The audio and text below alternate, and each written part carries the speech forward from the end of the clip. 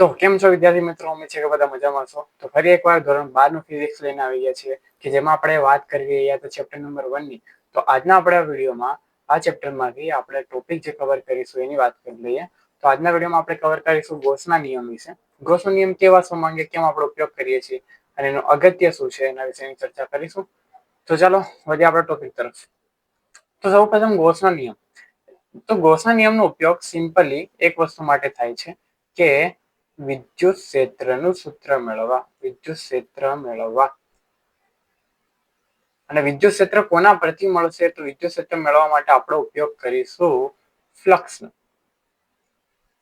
હવે એની સાબિતી પણ આપણે જોઈશું. એના પહેલા આપણે થોડું સમજી લઈએ ગોસનો નિયમ કઈ રીતે વાપરવાનો છે.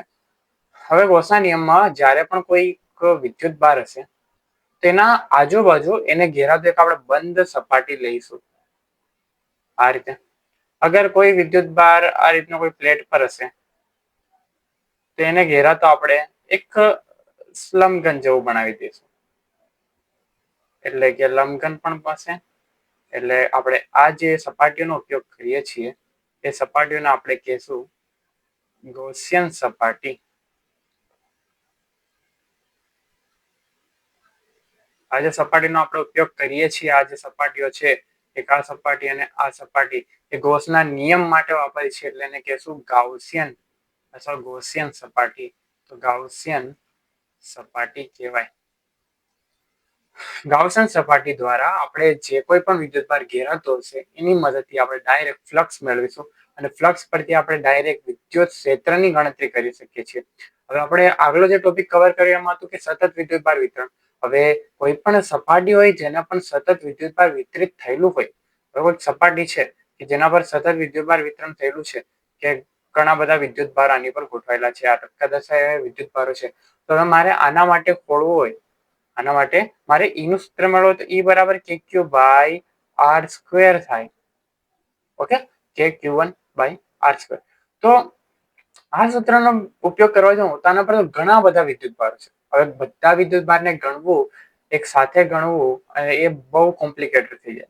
કેમ કે એનામાં આપણે સંપાતપણાનો સિદ્ધાંત વાપરવો પડે અને બધા વિદ્યુતભારના લીધે કોઈ અલગ અલગ ડાયરેક્શનમાં વિદ્યુત ક્ષેત્ર છે એ પ્રમાણે. તો આપણે આને કોઈ એક જ ડાયરેક્શનમાં લઈ અને આપણે આની ફરતે ગાઉસિયન સપાટી વિચાર લઈએ અને ગાઉસિયન સપાટીમાં જે ઘેરાતો વિદ્યુતભાર, ટોટલ વિદ્યુતભાર લઈએ અને ત્યાંથી આપણે ગણતરી કરીશું તો આપણે જે લાંબી ચોડી ગણતરી કરવી પડે એનાથી આપણે એને ટાળી શકીએ છીએ અને સીધું ખાલી એક જ સૂત્ર પરથી આપણે આ જે કોમ્પ્લિકેટેડ ગણતરી છે એનો જવાબ ખાલી એક જ સૂત્ર પરથી આપણે મેળવી શકીએ છીએ. એટલે એના માટે આપણે ગૌસના નિયમનો ઉપયોગ કરીશું. તો ગૌસના નિયમ માટે ધારો કે કોઈક તમને પૂછે કે ગોળાકાર જે કવચ છે એની અંદર કેન્દ્ર પર રહેલો કોઈ વિદ્યુતભાર છે, એના માટે એના દ્વારા વિદ્યુત ક્ષેત્ર કેટલું ઉત્પન્ન થશે એના માટે સૂત્ર મેળવો. તો એ થિયરી આપણે આજે સાબિત કરીશું કે વચ્ચે કોઈ કયો વિદ્યુતભાર છે અને આ કયો વિદ્યુતભારની ફરતે એક આપણે સપાટી લીધી છે ગોળાકાર. ઓકે, ગોળાકાર સપાટી થોડું બરાબર દોરી દઉં આને.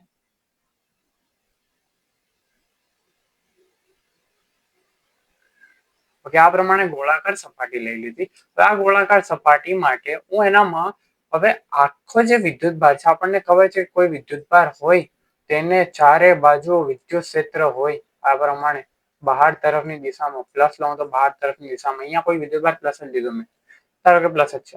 તેના માટે હું ઉપયોગ કરું તો અહીંયાથી આપણને એવું ખબર પડે કે આ જે આપણે પૃષ્ઠ દોર્યું એના બધા નાના નાના ભાગ લેવા પડે. હવે એ ભાગમાંથી મારે ફ્લક્સ શોધવું પડે. તો હું અહીંયાથી ખાલી એક નાનો ભાગ લઉં છું, આ એક નાનો ભાગ. હવે અહીંયા બધી થિયરી આવી આવશે એનામાં આપણે શું કરીશું કે આપણે આખા પૃષ્ઠ માટે શોધવું પડે, પણ આખા પૃષ્ઠ માટે એક સાથે ગણાય નહીં. તો શું કરીશું, એના નાના નાના ટુકડા કરી દેવાના. એટલે કે આ જે આપણી કવચ લીધી છે મેં એના આપણે નાના નાના ટુકડા કરી દઈશું. આખી જો કવચનું પૃષ્ઠફળ એસ હોય તો આ નાના ભાગનું પૃષ્ઠફળ થઈ જશે ડેલ્ટા એસ. અને ડેલ્ટા એસ ની દિશા આપણને ખબર છે કે ત્રિજ્યાવર્તી બહાર તરફની દિશા થશે. અહીંયા જરાક આ રીતે બનાવી દઉં છું. નાનું વિદ્યુત ક્ષેત્ર એ આ દિશામાં થશે અને ડેલ્ટા એસ ની દિશા પણ એ જ દિશામાં થશે. ડેલ્ટા એસ પણ એક દિશામાં થશે, ઈ પણ એક દિશામાં થશે. આ પ્રમાણે આવા ઘણા બધા નાના નાના ખંડો છે. એક અહીંયા લઈ શકું, અહીંયા લઈ શકું, અહીંયા લઈ શકું. આ પ્રમાણે ઘણા બધા નાના નાના ખંડો લઈ શકાય. હવે છેલ્લા આપણે શું કરીશું એના માટે કે બધા ખંડોને આપણે ભેગા કરી દઈશું સંકલનની રીતથી. સંકલન મતલબ કે જોડવું, એટલે કે એ જ વસ્તુ આપણે કરીશું. તો અહીંયાથી આપણે થોડું જે છે એ લખી દઈએ કે કેન્દ્ર પર જે છે, કેન્દ્ર પર વિદ્યુત ભાર Q છે, તેની ફરતે ગોળાકાર કવચ છે. આ ગોળાકાર કવચનું ત્રિજ્યા એ સ્મોલ r જેટલી આપેલી છે. હવે અહીંયાથી આપણે સ્મોલ r જેટલી ત્રિજ્યા આપેલી, તો અહીંયાથી એટલું ખબર પડે કે આપણને જે E છે E બરાબર આપણને સૂત્ર મળશે. પહેલા તો આપણે ફાઈ માટે ગણીએ. ફાઈ વિદ્યુત flux phi is equal to E into delta S થશે. એક નાના ભાગ માટે મતલબ કે ડેલ્ટા ફાઈ લઉં તો ડેલ્ટા ફાઈ કેટલો મળશે? તો E નો આપણને સૂત્ર ખબર છે કે Q છેદમાં R નો સ્ક્વેર થશે. ઓકે, હવે પૃષ્ઠ માટે આપણે વાત કરીશું. તો પહેલા ચાલો E ની કિંમત આપણને ખબર છે, E નું સૂત્ર ફાઈ ખબર છે. ટોટલ માટે કાઢવું હોય તો આપણે શું કરીશું? ફાઈ આખો લઈશું તો સંકલનમાં ડેલ્ટા ક્યુબ ફાઈ લેવો પડે. ડેલ્ટા ફાઈ મતલબ શું થશે? ડેલ્ટા ફાઈ મતલબ કે E ડોટ ડેલ્ટા એસ. હવે E ડોટ ડેલ્ટા એસ મતલબ કે E delta S cos theta. Theta એટલે કે E અને ડેલ્ટા એસ વચ્ચેનો ખૂણો લેવાનો. તો E અને S એક જ દિશામાં હોવાથી અહીંયા આ જે છે, અહીંયા આ જે છે એક જ દિશામાં હોવાથી અહીંયાથી આપણે શું લઈશું? થીટા બરાબર 0 ડિગ્રી. થીટા બરાબર 0 ડિગ્રી લઈશું મતલબ કે E delta S cos 0 degree લેવામાં આવે તો કોસ 0 ડિગ્રીની કિંમત 1 થશે. એટલે કે જવાબ આવશે E ઇન્ટુ ડેલ્ટા એસ જેટલો. એટલે કે ડેલ્ટા ફાઈ ની કિંમત મળી ગઈ આપણને. એક નાના ભાગમાં કેટલું મળશે. અને ઉપર જે કોઈ પણ મેં કથા કીધી છે એ કથા તમે પહેલા લખવાની રહેશે થિયરીમાં, ત્યારબાદ આ સાબિતી કરવાની છે. કથા કઈ પ્રમાણે લખશો? તો એક અહીં કેવો વિદ્યુતભાર લીધેલો છે જેની આસપાસ r ત્રિજ્યાની વર્તુળાકાર કવચ છે. એનામાં કોઈક એનું પૃષ્ઠફળ, ટોટલ પૃષ્ઠફળ s જેટલું થાય છે. હવે એના માટે આપણે કહીશું કે કોઈક નાના નાના ખંડોમાં વિભાજિત કરીએ, એક નાના ખંડ લેવામાં આવે. એક નાનો ખંડ લઈએ મતલબ કે એના માટે વિદ્યુત ક્ષેત્ર એનામાંથી પસાર થશે અને એ નાના ખંડ માટે જે તમારું પૃષ્ઠફળ છે એ ડેલ્ટા એસ લેશું. આ બધી કથા પહેલા લખીશું. પછી લખશું કે નાના ખંડ માટે વિદ્યુત ફ્લક્સ, ત્યાંથી પછી આ સ્ટાર્ટ કરશું delta phi. Okay, delta phi નું સૂત્ર મૂકીશું. એનામાં કોસ થીટા જે છે એનામાં ખૂણા આપણે જે છે બતાવ્યો છે આકૃતિમાં એ પ્રમાણે લખી દઈશું કે ખૂણા અહીંયા 0 ડિગ્રી થાય.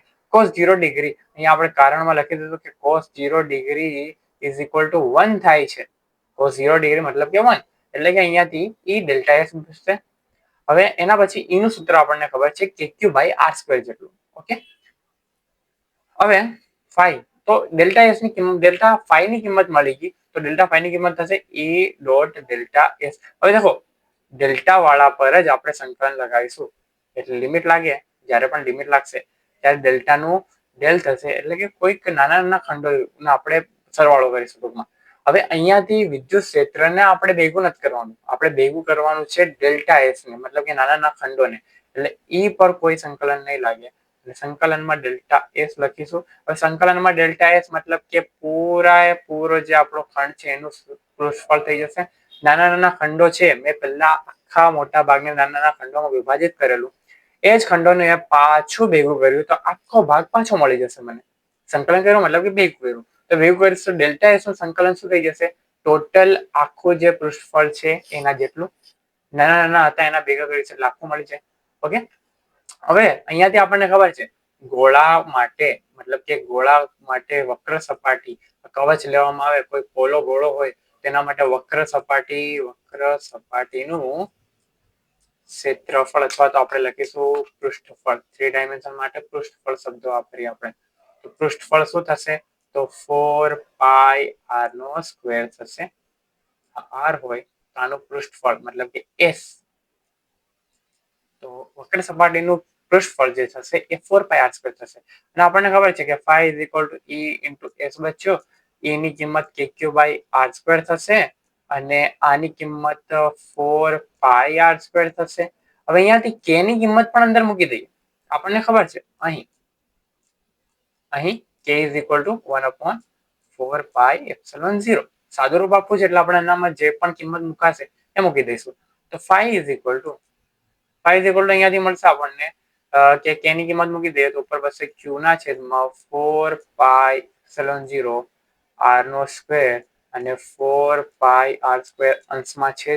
હવે અહીંયાથી દેખો 4 પાઈ cancel out, r square cancel out, બચશે શું? તો ઉપર બચશે પાઈ બરાબર ઉપર છે અંશમાં q અને નીચે છે છેદમાં એપ્સિલોન 0. તો આ જે q કયો હશે? તો q હશે કે જે અંદર ગોળામાં ઘેરાયેલો હશે એ. આ જે ગોળામાં આપણે જે ગોળો લીધો છે એના અંદર ઘેરાતો લેશું એટલે આપણે આ પ્રમાણે લખીશું. તો અહીં phi is equal to બે સૂત્ર મળશે. સંકલનમાં E ડોટ ડેલ્ટા S થાય અને એના જ બરાબર આપણને મળ્યું q બાય એપ્સિલોન 0. પણ q જો વધારે લેવામાં આવે, q જો અંદર બહુ બધા q હોય તો આપણે ટોટલ વિદ્યુતભાર લેશું એટલે કે સિગ્મા q. એટલે કે આપણને જે મળશે તો અહીંયા એવું લખવું પડે ગોસનો નિયમ. આ જે ગોસના નિયમનું સૂત્ર મળી ગયું. ગોસના નિયમનું સૂત્ર q બાય એપ્સિલોન 0 ટૂંકમાં phi is equal to q by epsilon 0 પણ સિગ્મા q. હવે સિગ્મા q પરથી લખીશું કે જે છે કુલ ફ્લક્સ અહીંયાથી લખીશું વક્ર સપાટી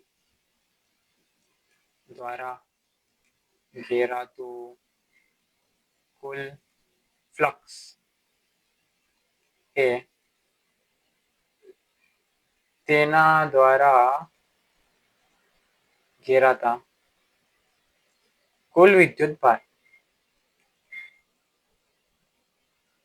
અને એપ્સિલોન 0 એટલે કે શૂન્યાવકાશની પરમિટિવિટીના ગુણોત્તર જેટલું મળે છે. તો આ પ્રમાણે આપણે જે ગોસનો નિયમ છે એની તારવણી કરી લીધી. હવે એની અગત્યતાઓ શું છે, એની અગત્ય શું છે એના વિશેની વાત કરીએ. તો અગત્યતાની વાત કરીએ તો અગત્યતાઓ એવી છે કે આપણે જે ગૌસિયન જે પૃષ્ઠ લઈશું ગોસનો નિયમ વાપરવા માટે આપણે ગાઉસિયન પૃષ્ઠ લઈશું. બીજું કે જ્યારે પણ સિગ્મા ક્યુ એટલે કે કોઈ પણ વિદ્યુતભાર ઘેરાતો ન હોય તો આના પરથી એવું કહી શકાય કે phi is equal to 0 હશે. જ્યારે અંદર કોઈ પણ વિદ્યુતભાર ના હોય તો phi is equal to 0 થાય. તો phi is equal to E dot ds થાય. તો phi is equal to 0 હોય તો E પણ 0 મળશે. બીજી અગત્યતાઓ થાય. ત્રીજું કે જ્યારે કોઈ પણ સમમિતિ ધરાવતું કોઈક આપણે જે આપણે સતત વિદ્યુતભાર વિતરિત લઈશું તેનામાં સમમિતિ જ્યારે પણ બનતી હશે ત્યારે જે વિદ્યુત ક્ષેત્ર આપણે શોધવાનું થશે તે આપણે સરળતાથી શોધી શકીએ છીએ. તે ઉપરાંત અન્ય પણ કેટલીક અગત્યતાઓ છે એના વિશે પછી વાત કરીશું નેક્સ્ટ વિડીયોમાં. અને નેક્સ્ટ વિડીયોમાં આપણે વાત કરીશું કે જે ગોસના નિયમની ઉપયોગિતા શું છે, ક્યાં આપણે ઉપયોગ કરીએ છીએ એના વિશે વાત કરીશું. મુખ્યત્વે 3 ઉપયોગિતાઓનો આપણે ચર્ચા કરીશું.